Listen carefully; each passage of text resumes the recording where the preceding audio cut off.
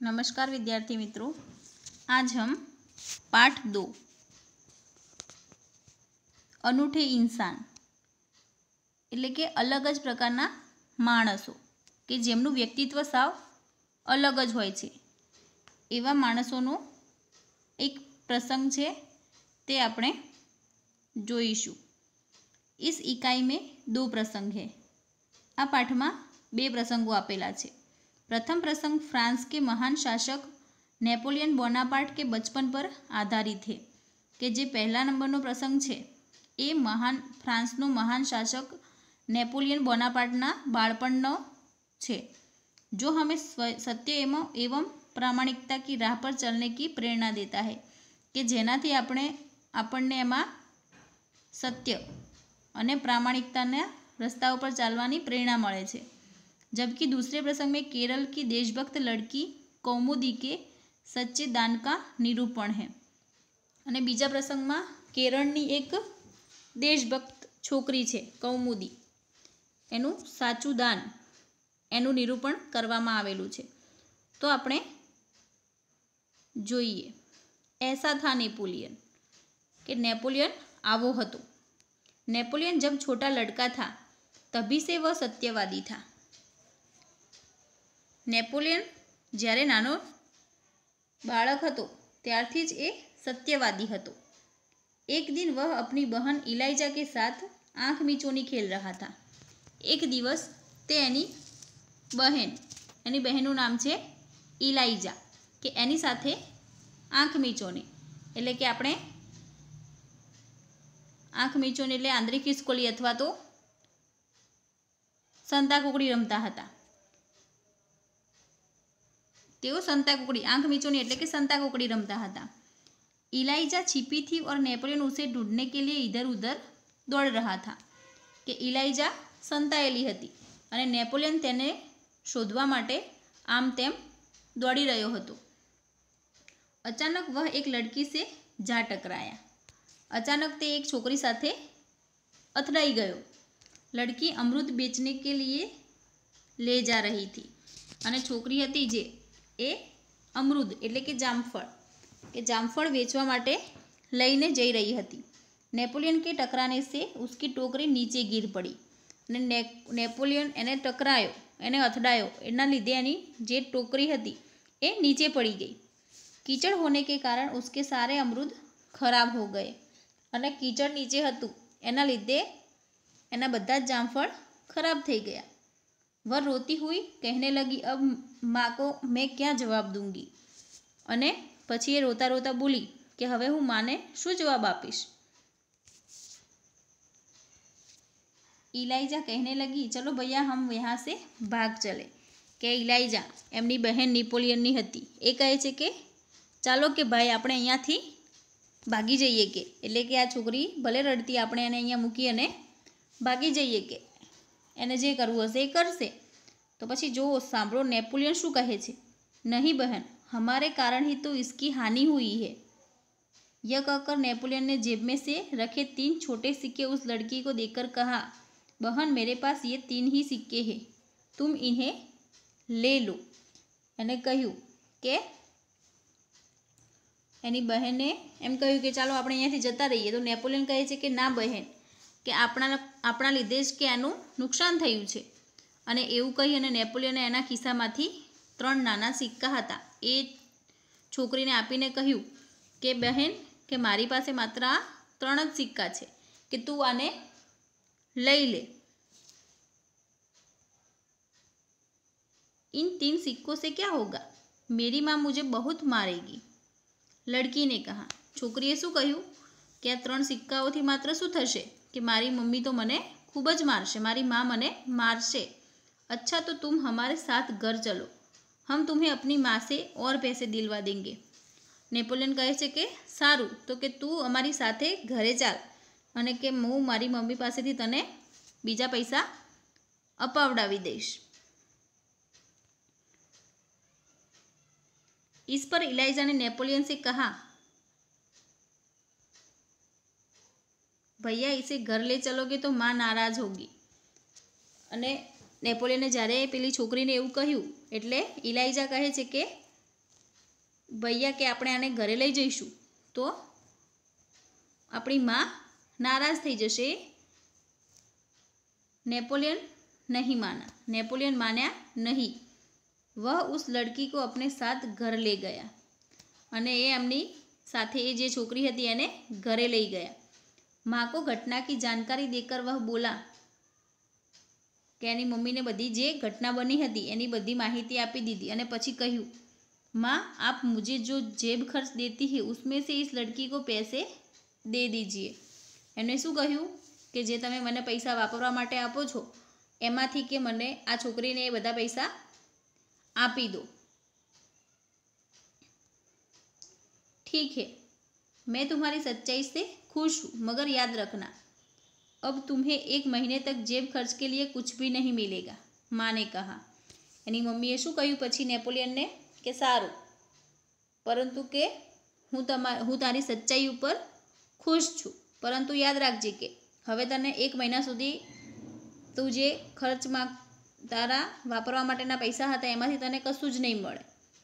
Napoleon ने हंसते हुए कहा कि ठीक है माँ, कि नेपोलियन ने हंसता हंसता कहूँ कि सारू माँ, कई वांधो नहीं।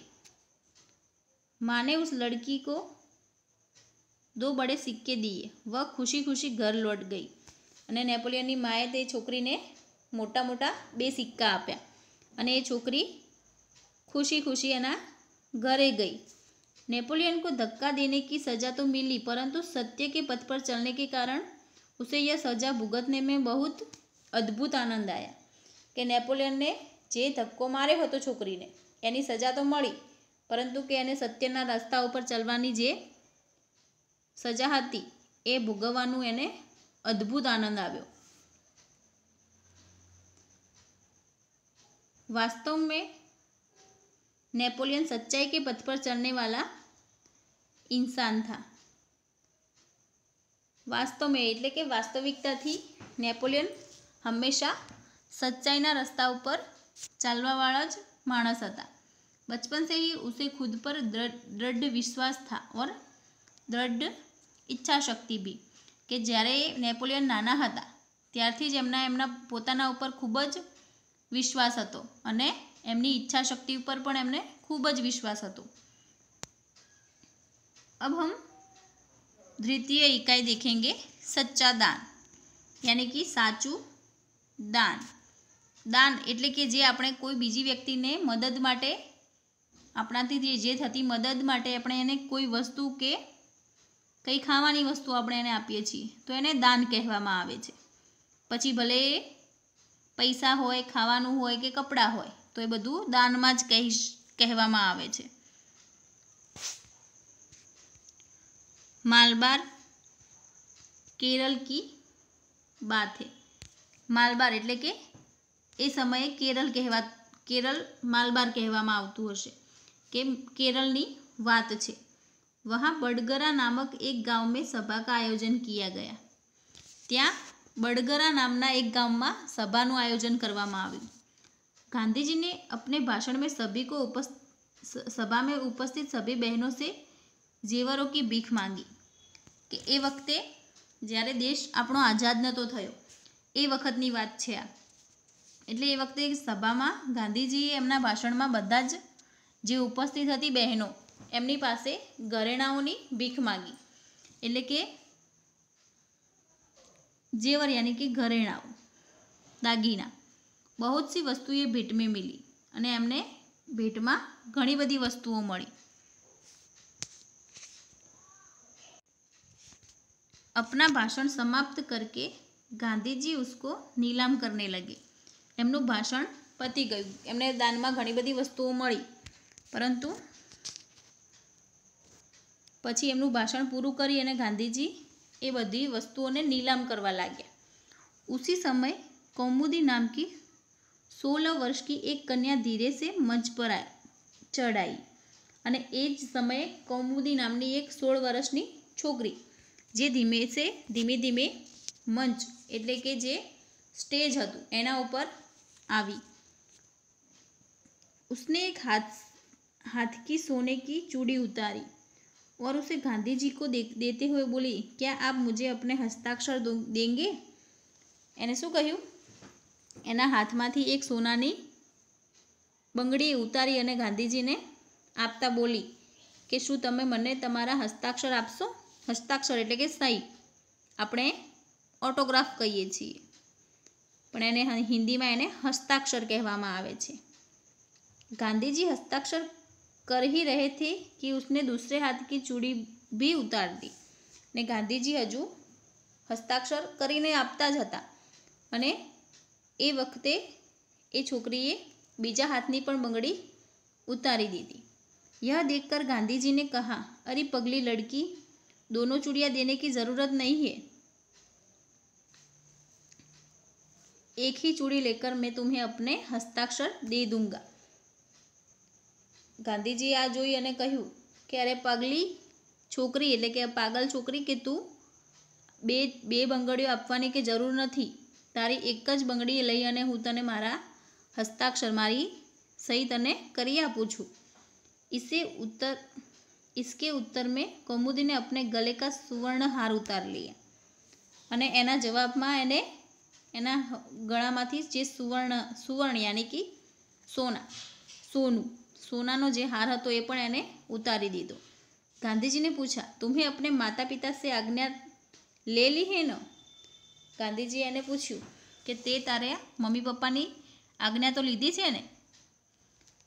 बिना कोई उत्तर दिए उसने कानों में से रत्न जड़ित बूंदे भी निकाल दिए अने बीजो ए प्रश्ननो जवाब आप्या वगर पण एने एना कानमा जे रत्न जड़ित यानी कि हीरा मोती वाला जे बुट्टिया हता ए पण एने काढ़ी दीधा।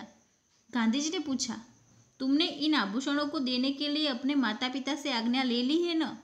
गांधीजीए फरीथी ए प्रश्न पूछ्यो कि ते आ बधुं आपवा माटेनुं तारी मम्मी पप्पा जोड़ेथी आज्ञा लीधी छे ने? कौमुदी कुछ उत्तर देती इससे पहले ही किसी ने कहा, इसके पिता तो यही है न, मानपत्रों की नीलामी में वही तो बोली लगाकर आपकी मदद कर रहे हैं। तो गांधीजीए पूछ्યું છે એટલે કૌમુદી એનો જવાબ આપે એ પહેલાં તો એમાંથી કોઈએ કહ્યું કે આના પિતા તો અહીંયા જ છે ને, કે જે માનપત્રોની નીલામી કરી રહ્યા છે। નીલામી એટલે કે કોઈ પણ વસ્તુને વેચવી હોય જ્યારે એટલે એની ભાવ લગાવવામાં આવે અને પછી જેનો વધારે ભાવ હોય એ ભાવથી એ વસ્તુ એને મળે। તો એવી રીતે કે એના પપ્પા એવી રીતે અહીંયા આપણને મદદ કરી જ રહ્યા છે ને। अब गांधीजी ने कौमुदी से कहा, तुम्हें यह तो मालूम होगा कि ये गहने दे देने के बाद तुम फिर नए गहने नहीं बनवा सकोगी। गांधीजीए કહ્યું કૌમુદીને કે તને ખબર જ હશે કે તું આ જે દાગીના જે છે એ આપે છે તો પછી ફરીથી તો કે નવા નહીં જ બનાવી શકો। કૌમુદીને यह शर्त दृढ़तापूर्वक स्वीकार कर ली અને કૌમુદીએ આ શરત હતી જે કે ફરીથી ઘરેણાં નહીં બની શકે તો એ શરત એને દૃઢતાपूर्वक स्वीकारी लीधी। गांधीजी ने हस्ताक्षर करने के बाद यह वाक्य लिख दिया, तुम्हारे इन आभूषणों की अपेक्षा तुम्हारा त्याग ही सच्चा आभूषण है। एने गांधीजीए एमने जे ऑटोग्राफ करी आप्या कौमुदीने तो एनी नीचे एक वाक्य आ पण लख्युं कि तारा आ आभूषणों एटले कि घरेणाओनी अपेक्षाए तारो त्याग ए ज तारुं साचुं आभूषण छे कि आपणे कोईपण वस्तु करीए छीए एमां आपणे केटली वस्तुनो त्याग करीए छीए तो ए आपणुं वधारे महत्वनुं वस्तु बनी जाय छे। एटले ज गांधीजीए एने कह्युं कि तारुं जे आ त्याग छे देश माटेनो ए ज तारुं साचुं आभूषण छे। सच है, देश प्रेम से बढ़कर कुछ नहीं, कि साचुं ज छे कि देश प्रेम थी वधारे कशुं ज नथी।